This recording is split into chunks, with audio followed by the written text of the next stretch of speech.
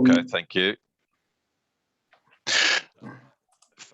Thank you for joining us this morning. We're just going to wait a couple of minutes before we get underway, just giving people time to come in. We've had a swag of registrations, so we'll give people time. We've already had, because of daylight savings, and people in the state get the time zones wrong, but it's all good. Inevitable.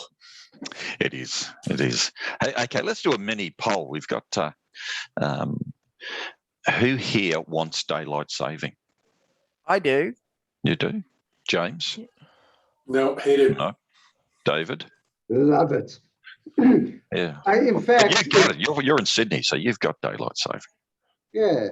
Oh, you mean, okay, so I get the question. I just hate being different in Queensland from New South Wales because I always get the time wrong. Yeah. We should just pick one or the other. I don't care which way it goes, but let's just all be on the same one. I agree with that. I think it's crazy that we're not on the same as the rest of East Coast of Australia. Yeah, Liz says she hates it as well. Yeah. I was in Tasmania when they first brought it in, and I loved it. In Tassie, it's lovely because you have twilight there. Yeah, it's interesting, isn't it? As when I was a young parent and the boys were really small, we did a trial of daylight saving. I'm showing my age. And it was awful trying to put, and we didn't have air conditioning in the house. We're going back, many, many years, 35 years, nearly 32 years. And trying to get the kids asleep in the heat and the daylight was a nightmare. Impossible. And so I really empathise with young families trying to put their kids to sleep in the heat of the day and the light of the day. It was a bit of a nightmare. Folks, we're going to take it to 11:03 and we'll get underway, and those people can enjoy soon.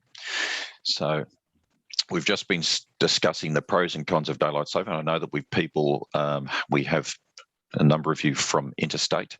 It means you got your clocks right. We have had some drop off because they got the clocks wrong, but that's all right. We'll make good. How many people have missed their flights because of daylight saving? When you've been interstate, you haven't been bothered to change your watch. And there would be truckloads. Yes, but I'm sure they'll learn. You shouldn't make that mistake more than once. All right. I think you should ask how many people have missed their flight by more than 2 hours, because you turn your watch forward and some people get it mixed up and turn their watch backwards. You're a bit of a worrying case if you do that. It hasn't happened to me. Oh, if you're being honest, I'll believe you.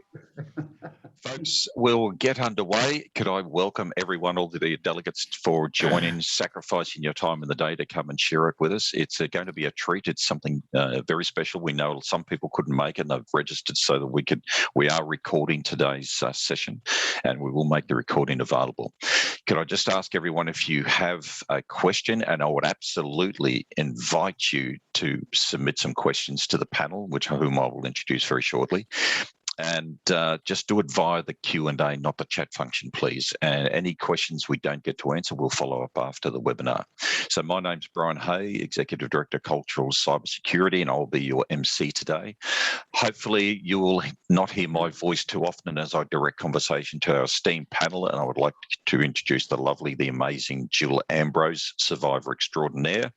I'd also like to introduce one of our friends and supporters today, and acknowledge DriveLock as sponsorship, and welcome David Weinstein. And the mercurial having to put up with me is a bit of an achievement. Dr. James Carlopio, my fellow director at Cultural Cybersecurity. Now, folks, we are embarking upon a journey today of a story that is extraordinary. You could write a mini-series on it, you could write a book on it, and maybe one day we should do something like that, Jill, because this is extraordinary. And the background to Jill's story, which I won't take the thunder away from, is that when I was in charge of the fraud and cybercrime, we embarked upon a journey to establish, was Nigerian fraud real? Now, that seems like a bizarre question, but we were sort of hearing these myths. But if we looked at our complaint data, we had 0 complaints. 0. But we got information, all this money was leaving Queensland basically every day going to Nigeria. And so we made the decision to find out why. And it really did take us on a different journey, and was quite extraordinary. And that is how we came to meet Jill Ambrose. And we realized that when we started, we actually contacted, I put a ring around this list of names, and there were 26 people on that list of names. And I gave that to the troops now. And I said, contact these people and ask them why they're sending money to Nigeria. 25 of the 26 were all victims of fraud. Some had been sending money in excess of 10 years. We then immediately, and this was just for a week or 2 weeks or something, I said, I'll run out the whole list. I think there were 136 names on the list for the month that had sent money. 134 were victims of fraud. Not one ever made a complaint. So all of a sudden we proved that the myth wasn't a myth. It was a real. And what was concerning is none of these people are coming to the law enforcement. None of these people are asking for assistance, but so many of these people were financially destitute. And then it dawned on me one day that, hang on a sec, because we had to contact these people and say, I'm sorry, please stop sending money because you're a victim of a fraud. And many continue to send money. And it dawned on me that we were taking away their hopes and their dreams, their ambitions. And they wanted to believe because it had a positive, there was a pot of gold at the rainbow. And that's not about greed, and it's simply because they trusted and they had a state of belief, I would suggest. And I realized, hang on a sec, we've got an emotional responsibility here. How do we protect these people from the devastating consequences of the truth when it finally comes? And so we formed the world's first victim of fraud support group. The idea that we couldn't put them, we wanted to put them in a room where they were surrounded by people who understood their predicament, their pain, their suffering, their torment, their isolation. Because the first thing a fraudster does is isolate you from your support group. And at that first meeting was this amazing woman who walked into the room. And her name was Jill Ambrose. And I got to know Jill's story very well over time. And it's one of the benefits of my job and my history, and that I've met so many incredible people, and some of those people have become friends. And I feel myself extraordinarily privileged to count Jill as one of those friends. And she has an amazing story. I remember I've presented at AusCert, perhaps a dozen times in the last 15 years. And so many people have said to me, Brian, I've seen you present so many times and I really enjoy your presentations. But the one that always sticks in my mind was the one you did with that lady. So, ladies and gentlemen, that lady is Jill Ambrose. And Jill, don't you start crying, because you're going to start me crying very shortly. So I would like you to introduce you to Jill. And if you don't mind, Jill, I'd just like to get your story underway. So Jill had a very successful interior design business, and she was running her business up on the Sunshine Coast. She was married, 2 amazing daughters, and life was pretty good. Like everything in life, we had some ups and downs, but life was pretty solid. And then one day she received an email for an opportunity to redecorate provide a scope of work around the interior design of a new children's hospital in Nigeria. And you had the, dare I say, misfortune of coming into contact with a person named Lecky Pitton, Dr. Lecky Pitton, purportedly so. He was a fake. So how about I hand over to you, Jill, and if I could just ask, as we've only got an hour here, or a little bit less than an hour, as a brief version of your story. How did it involve? You received that, you responded as a business opportunity. I was going to Nigeria to check out the hospital. I had all the injections, which I'm not really into needles. I had all the injections, and then they changed the ballpark about me coming over, and things started to twist and turn. And every time it turned, they'd ask for money, but they didn't ask for money straight away. They got you in first. And I told this so-called Lecky Pitten that I had a real dream of being able to help the orphans in Africa. So I was quite excited about being able to go over there and see them firsthand and all the rest of it. But every time you'd think, right, this is going to happen or that's going to happen, they change the ballpark, but they're so clever. They are so very clever in what they do. And when it was all over, to think that I was dealing with a man that wasn't Dr. Lecky Pitten shocked me more than anything, because right through my whole ordeal, I was so convinced who he was, because he put me in contact with so many official people. And the other person I met who was in charge of the money transfer was a gentleman called Dixon White, and he was from Ireland. He was a tall, I guess he was a Negro, a very attractive man, 6'5", big man. And he worked with me, working with Dr. Lecky Pitten. But every time you thought you'd hit the goalpost, they'd move it. And every time they move it, there was always a request for more money. And I look back now, although I have no regrets about the journey I took, because it was an interesting journey, and it probably cost me my marriage. And poor Graham died last week, so that was really sad. But it was an interesting journey, and I think my life is richer for the experience. But I parted with $300,000, and that surprises me that I was able to arrange $300,000 cash over a period. But most times it was like 25,000, or, you know, it was never little sums of money that I was able to put together. Did they ever ask you about how much money you had available so that they could put the request in for the amount of money you could afford, do you think, at that point in time when you reflect back? No, they have a way. At the time, I had several properties, and they have a way of finding out what you've got. But they are so professional. In the last 24 hours, because I knew this webinar was coming, it's made me really go back on my experience, and they are so clever. It's funny, Just isn't it? We so see a lot clever. of people think that's a third world country. They're not that smart. I'm smarter than they are. I'll be able to, I can pick a scammer. Did you ever have that opinion? Oh, I knew I was being scammed. You knew? I really did. At what stage do you think you realised that you were Almost being straight scammed? away. Almost straight away. And I really don't know why I kept going. When I first got the email, my secretary said, Jill, this is a scam. People around me said it was a scam. And I have no idea why I kept going. I have no idea. How did they get their hooks into you? Was there what was it that they were saying that you kept persisting with this?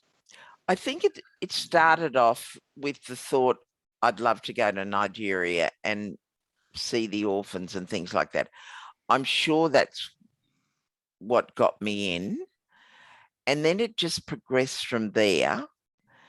And really, it turned out that they wanted me to help them launder some money. That's, at the end of the day, that was it. And I didn't realize that until later on. And then I thought, gosh, I'm in deep here, and I'm really being a criminal because of what you're doing. But I learned a lot, and I'm forever grateful being involved with the Victims of Crime Support Group, because I think being involved with that has enriched my life far more than losing $300,000. So they set hooks into you with somehow they must have figured out that you had a passion for helping the orphans and the kids. Oh, totally. I know you, so I know you're a God-fearing woman. Did they find that out, and did they exploit that in any way? Very early, because I said to Lecky, I'm going to call him Lecky, but he's not Lecky Pitten. I said to Lecky that that's one of my dreams, that I would love to go to Africa and help the orphans. And he said, oh, I can do that. I can put you in direct contact and, really open the doors for you. And that really got my interest. And he played on that for a long time. Yeah. A long time. So now we nearly had contact earlier than what we did, because I remember I gave a media interview about some of the findings from the Nigerian fraud situation that was hitting Australia and of course Queensland. And I think we got a phone call from your daughter saying my mum's about to fly overseas to get a flight to Hong Kong to go and meet these scammers in Amsterdam. And that's right. And I dispatched 2 officers to the airport. They went out. They came back and said, "Boss, we've spoken. She's going home. There's a typhoon that's hit Hong Kong anyway, and the flight has been delayed." And so we thought we'd save, but that wasn't the end of the story, was it? No, because the typhoon hit Hong Kong, I felt that was God telling me I was meant to go to Amsterdam. So I stayed with a girlfriend that night and flew out the very next day and arrived in Amsterdam, and I had to bring $20,000 to Amsterdam with me. And the only way I could do that was get it out at the Amsterdam airport in $250 lots, because they wanted cash. I did the maths on that. That's 80 ATM withdrawals. I know, it's a lot. And when you're in a foreign country, it's even harder. So I'm arriving at the hotel in Amsterdam with $20,000 cash in my pocket. So that was an uncomfortable thing. And the other thing I did, I bought a new pair of shoes and got blisters on my feet. So I was hurting as well. But it was an amazing experience. So if I could just keep you in Amsterdam for a moment, Jill, did you have to organise your own accommodation, or did they take care of that for you? Well, they had booked me into a hotel, but I didn't stay there because I was getting a feeling I shouldn't stay where they've organised, because I was concerned, very concerned about my safety, and you hear all sorts of things. So I stayed in a hotel right in the middle of Amsterdam, which was lovely, and the bed was the most comfortable bed I've ever slept in. And also the people at the hotel were lovely. I explained my situation to them and said I was very concerned about my welfare. And the day that they wanted to pick me up from the hotel and take me to where they were handing me $11 million is what they had there for me to pick up. They picked me up. They had a driver pick me up, and he was lovely. But they drove me to this deserted industrial centre, and it was very obviously deserted. We walked up the stairs of one of the offices, and it was obviously it had been set up just for the day, because there was a desk and about 3 chairs, and I was met by 3 very large, dark men, and they looked fairly fearful. And I'm tall, so I don't get intimidated by people easily, but it wasn't a nice feeling. And handing over the $20,000 in cash was an even worse feeling. And then they opened the lid of this trunk that's got a so-called $11 million in it. And you think, okay, this will be interesting. But then the next day they tell you the ink doesn't work and that they can't release the money. And so the money was all black, was it? This is the black money scam, where they needed the $20,000 to buy the liquid that would cleanse the ink. Exactly. They gave me $100 out of that trunk. They gave me $100, and I was very glad of the $100 because I was very broke in Amsterdam. But the lies they'd tell you every day, and I'm in the hotel in Amsterdam, stony broke, because I'd parted with all my money to come up with $20,000. Within a week that happened. I had a week to get to Amsterdam. But every day they'd come up with a different story. And eventually I flew home, but I really believe I was very lucky to get away with my life. I think you were. Mm. And when, like at this stage, though, you by your own words, you felt that you were being scammed, yet you continued. Why was that? did. I don't know, Brian. I wish I did know. I Was it really because? felt Yes. I was being scammed, and I don't know why I kept going, because it wasn't really the money or anything. It was just something that kept me going. But was it? It wasn't the fact that I've already invested so much money. I've got to keep this. That's my only way of getting any chance of getting that money back is to continue to put more money in. I'm sure that's it. And just before I'd had an unfortunate experience with our so-called best friends that had caused me to lose well over $1 million. And I was hurting from that. And because they were people I really trusted. So I thought, oh, I've got to keep going here. I was still comfortably off because I had property, and I was lucky I'd bought the property at the right price. So I knew I was not totally broke, but I kept going because I was getting to the bottom of the barrel. And people, obviously your family members, friends were saying, don't do this, Jill, this is a scam. Oh, they were horrified. Absolutely. And you'd get dressing downs from everybody. Absolutely everybody would dress you down. How did that make you feel? I'm my own person. I don't care what people think, really. Right. James, if I could defer to you for the moment. I just noticed you're on mute. Thank you. What do you think of Jill's story? And does that make from us, you're a psychologist, so what does that tell you? Oh, it's fascinating, and I know firsthand what Jill went through, because when I was a youngster finishing up my PhD, I got a face-to-face scam, and won't go into it. But what's so great is to have Jill remind me that I knew I was being scammed, and I gave the kid the $300. Knowing that I was being scammed. And so you keep going even though you know there's something wrong. And I think the lesson for people, and that's why people are here, so why do we do this? What happens to the human brain? And I think we have to remember that there's multiple brains, right? We've got a very old reptilian brain that sits right on the top of this of the brainstem. And then there's the midbrain, and then there's the forebrain up here that comes up. And that instinctual brain is emotional. We talk about it as the amygdala hijack. And that's what happens to Jill. That's what happened to me. You know, the rational, the executive function is telling you one thing, but the instinctual part, the emotional hook in her case, was she wanted to help the children and help orphans and, do good work in the school. And in my case, it was I wanted a piece of technology, and this kid was going to give me a discount, and so I was getting a good deal. So there's something that you want, and it just overrides rationality, Brian. And that's why Jill can't answer your question.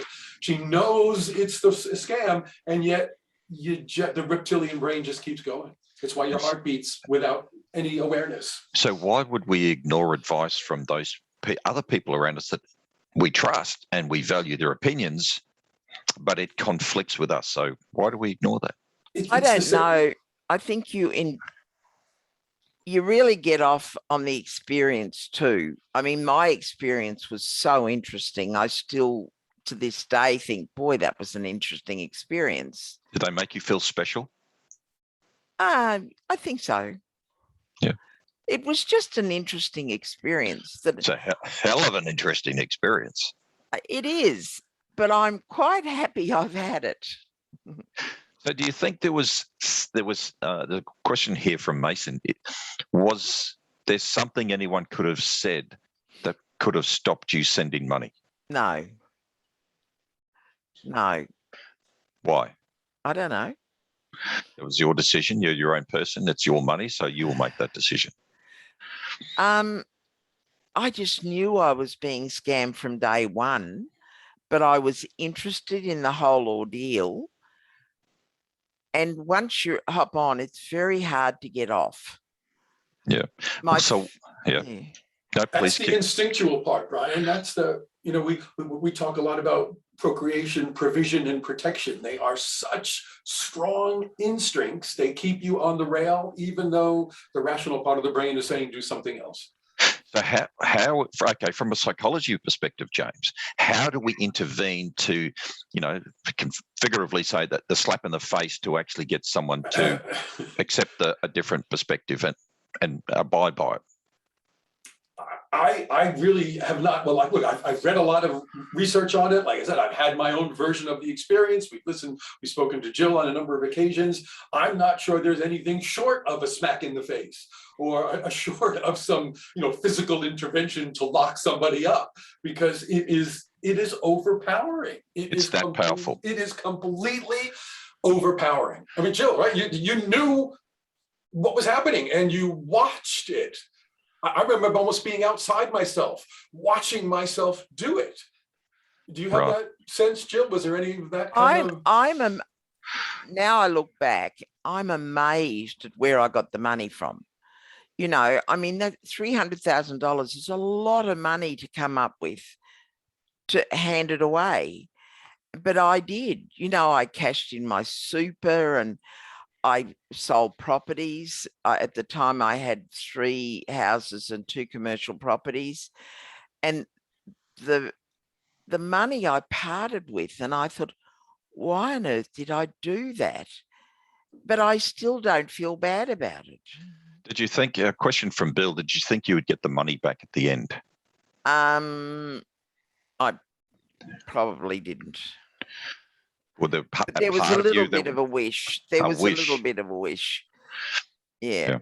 And that probably kept me going. I kept thinking, I'll get it back what I've paid. But so, deep down, you're not going to. You think, if you reflect back, and I know it's been some years, but in the conversations, did you find that when you reflect back that they were profiling you, they was, slowly just sort of establishing your wealth position, what assets you possessed? Totally. Totally. And it absolutely, just came, totally. I assume it just came back as a general sort of conversation that dropped a few things as to not appear suspicious, but at the same time, they're gathering all this intelligence and working out a strategy. And they knew I had properties and they knew what I was doing. At one stage I was renovating a house and turning it into a commercial property and things like that. And you're talking to them in general. They knew. So what was the point? What was it that you said, enough's enough, I'm not sending any more? I realize where this is at. And then they disappeared. They disappeared. So the decision was, so they stopped contacting you. Yep. So it was their choice. And the reason for that was they knew I'd come to the end. So you had no money. Yeah, I just said, that's it. I think it was 27,000 was the last lot I sent them. And I just said, that's it. And from that moment, I couldn't email them. I couldn't contact them. I couldn't phone them. They just disappeared off the face of the earth. And did they ever come back to you, or someone never down the track, right? They just disappeared. And that's when I found out that Dr. Lecky Pitton, that I thought who was Dr. Lecky Pitton, wasn't.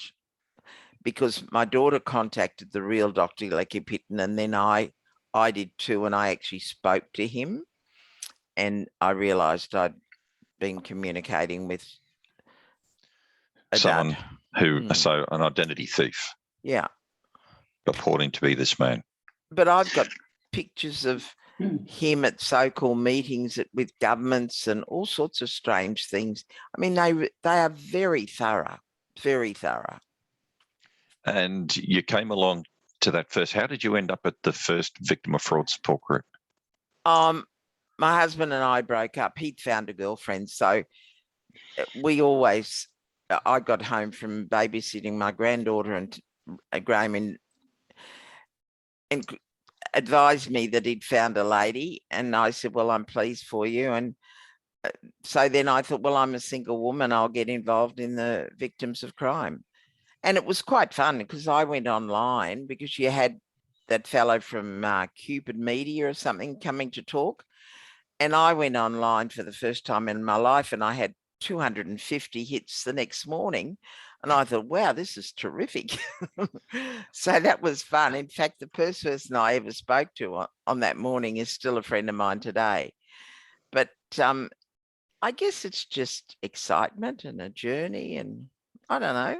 So, were you keeping track of the amount of money you lost and understanding this cumulative total, or was it some one day you realised, wow, I've sent all this money, how much did I send? Oh, no, I kept track. Right. Yeah, I've been in business for too long not to keep track. I mean, I keep track of my money all the time. Even now, I'm living on a pension. I know exactly what I'm up for, and I budget to the nth degree.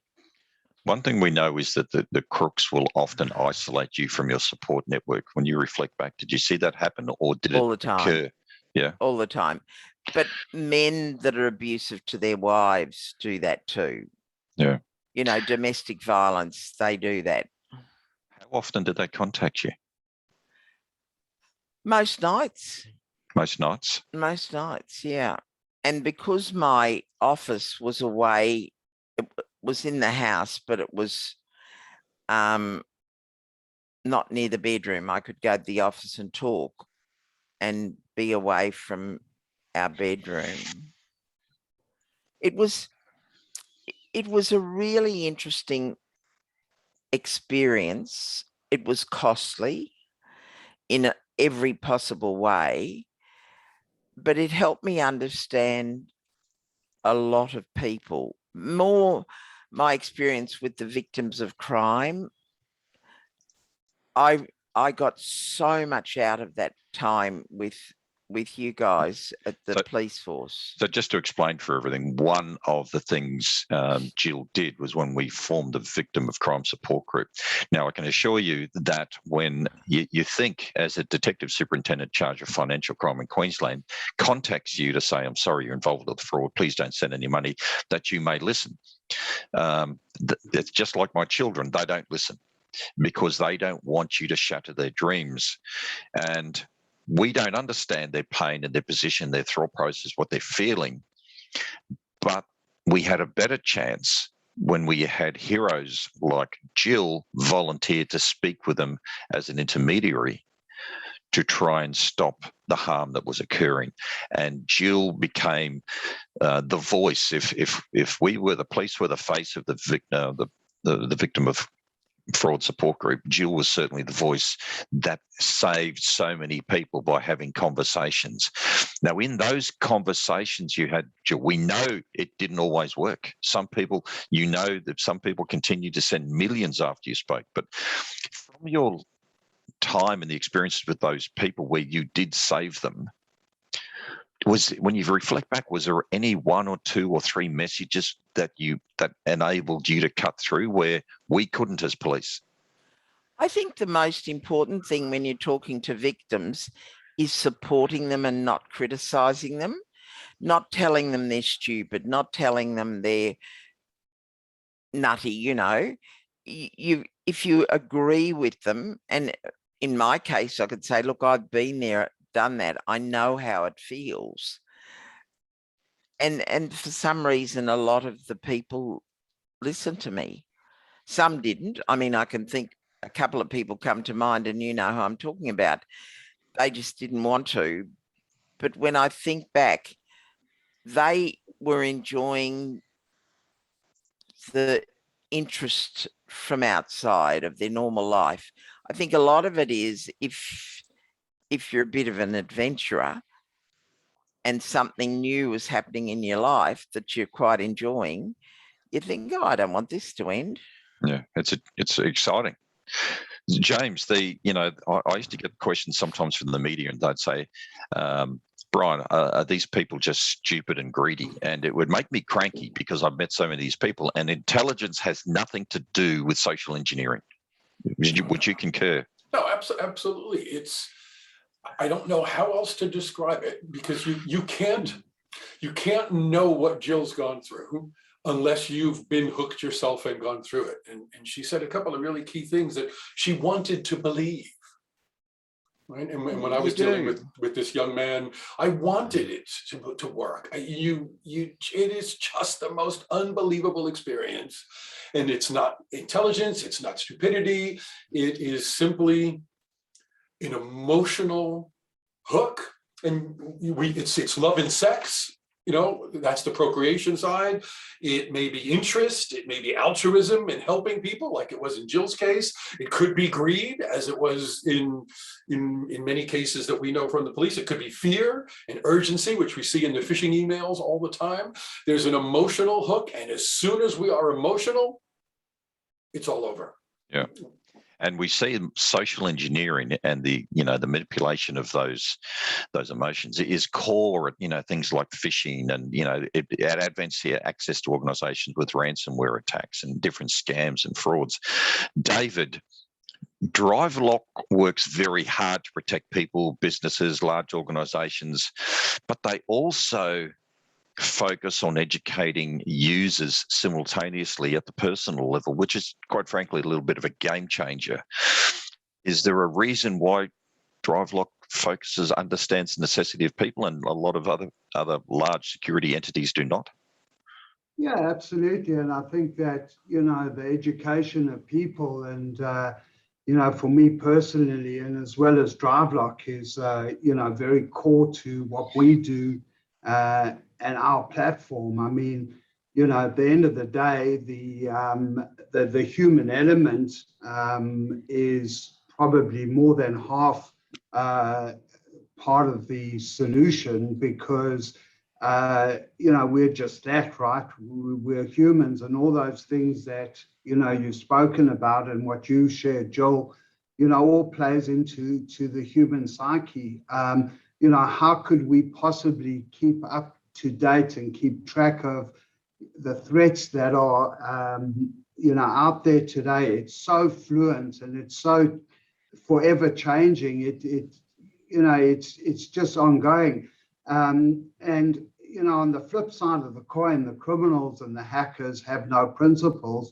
There's no scruples. And even when you look at this time where we're in now of a pandemic, that is the key time that anybody is going to take advantage of people that are out of their comfort zone. So, remote workers working from home, they don't have access to those everyday resources that they are used to, and the education part of our solution, which we actually give away for free, we don't even charge our customers for, is simply because of the fact that if we can address and teach people, what are the threats that are out there, what do you need to look for, and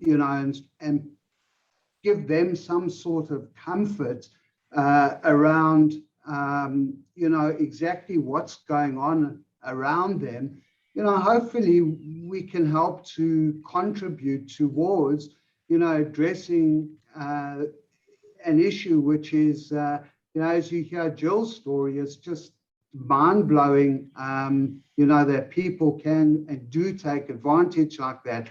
But, if we can educate people and if people can understand those threats, then it's part and parcel of how we go to market. And the educational part of our platform is actually forms the pillar of everything else that we do. So I don't see how any organization can possibly have a security strategy that does not address the behavior of its people. Yeah, it is. I'm sorry if I'm going to offend anyone, but if you don't have the people taken care of, it's an incompetent strategy. It is so vulnerable. If you look at the data is clear and it's been consistent reporting quarter or reporting 6 months, every reporting cycle, 4 to 5% attributed to the failure of the IT. 95% of all data breaches reported in this country attributed to human behavior. And it is such a critical mass. And so, even when from DriveLock's experience, how much, I'm not sure if you've got any research or anything, but how much, in your opinion, do you think is social engineering to the threat of security of organizations today? Oh, I mean, you know, it's huge, obviously, and you know, there's so many new platforms out there, and so many new ways that people are exploiting what exists currently. I mean, you know, you go to bed at night and wake up the next morning, and suddenly, you know, there's TikTok, and there's this, and there's that, and there's just things that you know, you can't keep up with it all. So you know, I think that these criminals are just seem like they're a step ahead. You know, so it's huge. It's you know, it's such a massive you know it's a thing. challenge, right? Yeah. Yeah, James, absolutely. to actually, do you think there's a necessity? And after James speaks, I'd love your thoughts on this, Jill, what I'm about to ask him. Mm. Do you think we're at a point where we need to acknowledge social engineering as a threat to every single one of us? And one of the best ways to start to address the defense of social engineering is, first of all, to reflect upon ourselves and understand what are our own, you know, vulnerabilities from a psyche and behavioral perspective that could make us susceptible. Right. We live in such an individualistic culture nowadays, where everybody's, you know, empowered, and everybody can be prime minister, and everybody wins an award, you know, and everybody. So we get fooled into thinking that we are in charge of our lives, and we completely underestimate the power of social situations, the power of the media, the power of culture, the power of trying to fit in with the group. And that's what the scammers exploit. The boiled frog, you know, little by little by little by little, everybody knows what the boiled frog is. If you put a frog into boiling water, it jumps right out. If you put a frog in cool water and slowly heat up the water, the frog doesn't notice and sits in there, boils to death. And so that's what happens, and that's what they do. They get little by little by little by little, we get completely overwhelmed, and we hardly even notice it, buddy. And Jill, have you ever sort of reflect and think, well, okay, what was it about my personality or the way I viewed the world or the challenge of life that sort of made me susceptible to this situation? I think my sense of adventure, when I was younger, in my 20s, and I had several dress shops in Tasmania, I became a very big fish in a little pond. And I was always in the media, and I was on TV, and, you know, everyone knew who I was. So there's a certain element of ego servicing in that. And I look at all the people that get on social media now and become influencers, and I think, you're crazy. You're setting yourself up to be scammed, because people are learning far too much about you. You know, they're learning so much about you, and they're clever enough to know where you can be susceptible. I mean, every day I probably get half a dozen text messages from people, click here and you can earn X amount and all the rest of it.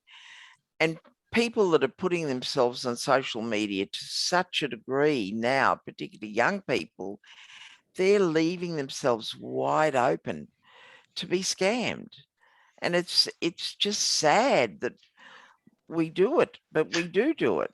You know, I've been guilty of it. Yeah, and what people also don't understand, I suggest, and welcome to be challenged, is that they forget, they think I post something today and it's really gone tomorrow, but it's not. The information you post, it's there forever, and that can be the basis of a social engineering attack or strategy against you to cause you harm 6 years, 10 years down the track. Absolutely. Absolutely. And it's scary to see what's happening on social media. And I think people like Facebook have to be accountable, you know, for what's happening in the world. It's just too dangerous. What annoys me with entities like Facebook, and I'll just use that as a very bland example. Let's just say some of the big corporate brands out there. What annoys me with them is they're great enablers of stuff. Mm-hmm. But when something's pointed out to them that this is causing harm, if there is money associated with what they're doing and that's going to affect their income, there's no care or responsibility. And in actual fact, there is legislation in the United States that provides immunity against prosecution against them if they are even knowingly enabling the commission of a crime. And I think as an issue, this is something that just reflects our lack of maturity globally, the way we are still addressing and engaging in the digital environment. But if I could throw this back to you, Jill, if you could go back 8 years, 10 years, right at the beginning, what advice would you give yourself? And just for the record, I'm not preempting your conversation, but you are not allowed to say, I've learned a lot from this and it benefits, so I'm grateful for the journey. You're not allowed to say that. If you say this was your niece or someone and you saw something, I you just want say to give don't do advice. it. Okay. Don't do it. And what if she didn't listen? There's not much you can do when people don't want to listen, but you try your damnedest to get them to listen. Because I know when I was first contacted, everyone around me said, walk away, don't get involved. And I should have, but I didn't. And it's I guess possibly because you've been a successful, independent, intelligent, articulate woman that has made the good business decisions your entire life.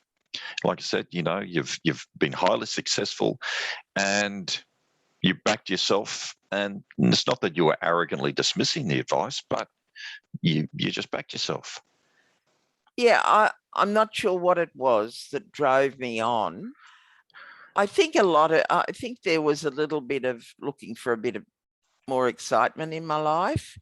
I mean, that's silly because I have a very full life. Even now I have a full life, but I don't understand why I didn't nip it in the bud in the very beginning. I don't understand that, but I didn't, and I have no regrets. But I don't understand why you keep going when you know it's going to be a scam. Just one question from the audience. Do you think your personal relationships made you more open to talking to these people online? And yes. Yeah. Yes, definitely. I mean, you are a talker. You're a wonderful communicator. Thank you. You're a Toastmaster. I've seen you on the stage. You're simply brilliant, and you have great personal confidence, and you're able to express yourself very well. And anyone that's listening today will never question your intellect. So we're looking for the advice we could. What are those little gems of wisdom that comes out of that? And it's how we elicit from you. That's why we are so wonderfully grateful for your time here today, Jill. And there's another question from Mason. A lot of cybersecurity experts are highly competent in technical aspects, without question, and they are fantastic, and we need them. Will emotional psychological competence be regarded as highly in the future? James, what do you think? Is that where you'd like to say yes? Well, we know it's an obvious yes for you and I, but I actually think it's going to happen. I use as evidence the trajectory of occupational health and safety and workplace health and safety over the last 10 years. 10, 15 years ago, nobody thought about it. And it's now in everybody's consciousness. You go to a large construction site, you go to a mining site, you go to a workplace, and people are aware of it now. We're just at the beginning of cybersecurity now. So it will get there. It will become as mainstream now as occupational health and safety is. Sorry, it'll become in the future as mainstream as occupational health, but we're not there now. And we need David, we need Jill, we need cultural cybersecurity, we need everybody who's on the participants list to push the barrow about culture and people, because the technology is doing its job and we need to make the difference with the people in the culture. So how did, all three of you, how do we actually build a better social engineering defense strategy? I think you've got to communicate with people on a basic level too, because there's so many people out there that lead very basic lives, and there's so much technology out now. I mean, particularly in my age group, you know, we're not tech savvy. I consider myself reasonably technically savvy, but most people aren't. And you've just got to communicate with people on a basic level. It's very important to talk to people on an emotional level rather than all this tech stuff. Right. That's David, my you, thoughts. no, thank you. You're going to say something. Yeah, I think, Brian, you know, it's a question of shifting the paradigm from, you know, reactive to proactive, right? I mean, you know, at the end of the day, and we see this every single day, that, you know, most of the time, well, probably not most of the time, but a lot of the time that we engage with people it's when something's already happened. So, you know, it's reactive. So, you know, an incident occurs and then it becomes an urgency around deploying a strategy, you know, around preventing something which could happen in the future where damage is already done. So, you know, that paradigm definitely has to shift. And I think we're getting there. And I think that, you know, with all the things that we've discussed today and all the points that have been made, you know, it's clear, and we are seeing that as we move along, we definitely are shifting that paradigm. Any thoughts, James? Absolutely, David, you hit the nail on the head, and it's actually one of the frameworks that Brian and I use in cultural cybersecurity. Is there's 4 levels of maturity for organizational cultures. And once again, I got this from my early work in occupational health and safety. The first level of culture is when people react to an accident. I'll do something after someone gets killed. I'll do something after someone gets hurt. Well, we moved beyond that, and we moved to compliance. We put in policies and procedures, rules and regulations. And nowadays, we're up to continuous improvement, where we're getting ahead of the game. And we're still back in reaction for cybersecurity. So the next step is to put in compliance and policy and procedures and rules and regulations, and the government's starting and organizations are starting, and we're going to eventually get to continuous improvement on the road to high performance. That's what we do, all of us who are online now. I mean, it's our jobs, right? We're moving cultures away from that ignoring it and just reacting after the fact to becoming more proactive. And that's going to take time. You know, Brian, you often tell the story about seatbelts and cars, right? Same process. That's how humans operate.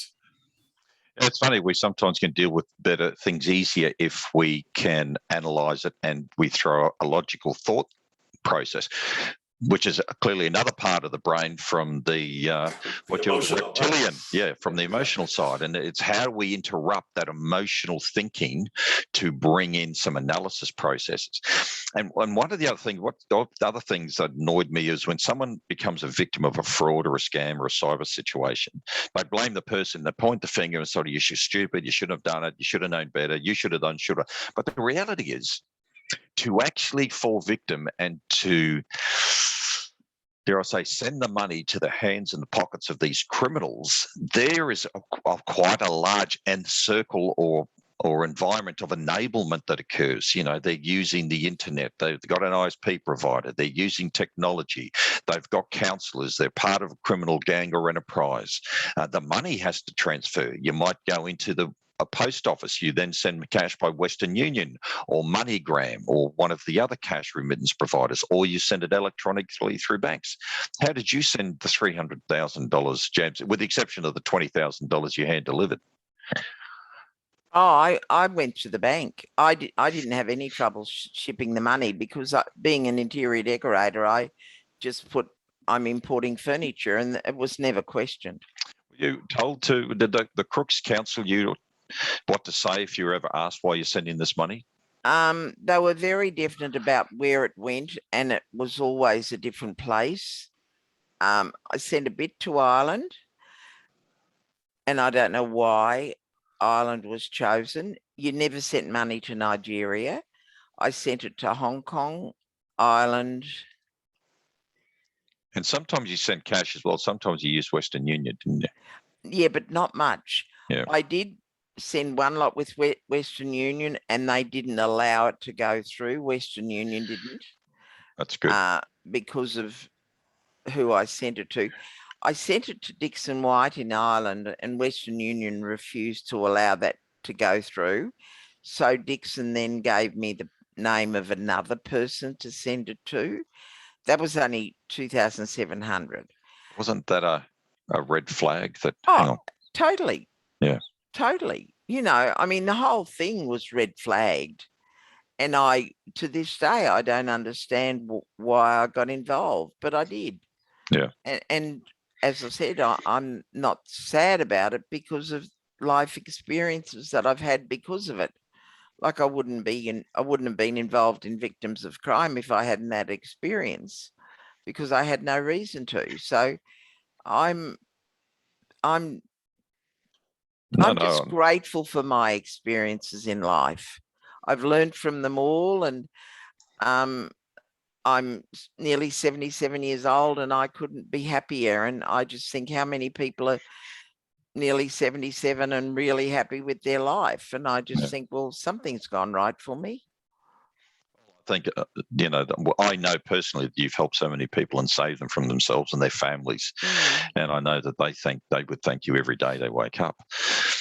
Just another question from Daniel, or a statement, or it is a question from Daniel, on the social and cultural aspects of security. Do we need to go back to the basic stranger danger lessons everyone teaches their kids?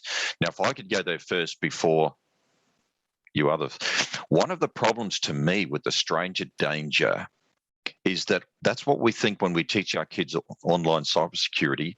Most of it actually is stranger danger. And the problem with stranger danger is you're looking for a stranger. And if I actually use the name of someone that I know because I've seen your chats, therefore I'm not a stranger.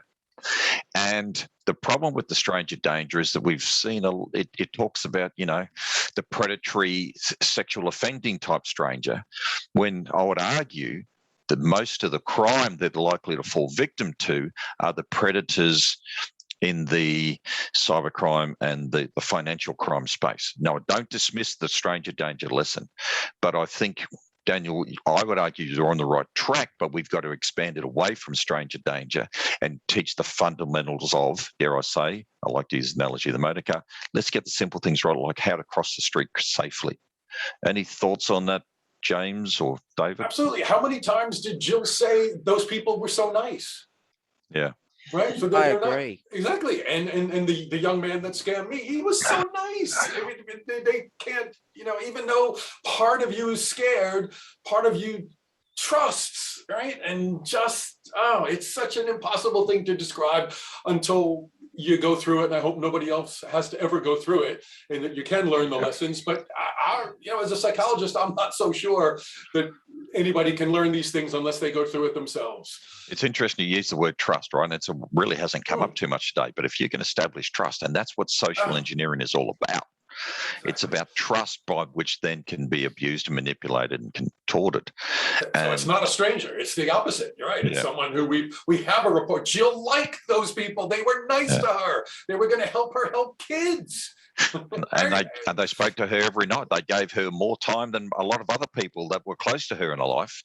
They replaced those people by giving Jill all that time. It's, we see all the time and hear about familial fraud, where all of a sudden an aged person in a nursing home will change their will to give it to the cleaner because the cleaner talks to them for 5 minutes every day. Gives them attention. Yeah. Yeah, it's interesting. We're just about finishing. I just have to read out this comment by one of the delegates. This is not a question, but more to let you know that my heart goes out to you. My mother was a recipient of both identity theft and being scammed out of a lot of money on total separate occasions after my father passed away, and the long-term effects are phenomenal, right down to her mental health even today. It is one of the reasons that I work in both cyber and in my spare time in addiction recovery, which is often driven by traumas such as these. Thank you for that comment. Ladies and gentlemen, thank you for giving up your time today. I think in your own way, please put your hands together and thank the wonderful Jill Ambrose. Thank you for DriveLock for your support and your contributions today. James, your friendship and support is brilliant. This is part of a journey, people, and it takes incredible courage for Jill to come in and share those experiences, because they, you straight away, you nearly had me in tears when you started sharing a couple of those tears, but that's life. And what I admire you, and I said you are my hero, because I've seen what you've lived through and what you've gone through, and how you put your selfless acts aside there. You didn't focus on yourself. You actually focused on everyone else. So for Jill, you've got me as a friend for life. Thank you, I Brian. hold you and all. You're on a pedestal. So just say thank you very much. My pleasure. All right, thank you. And everyone have a wonderful, wonderful day. And we will have a recording of this that we'll make available to you all. Thank you. Thanks, Brian. Thank you. Thank you. Thank you Thank all. you for sharing, Joel. My pleasure.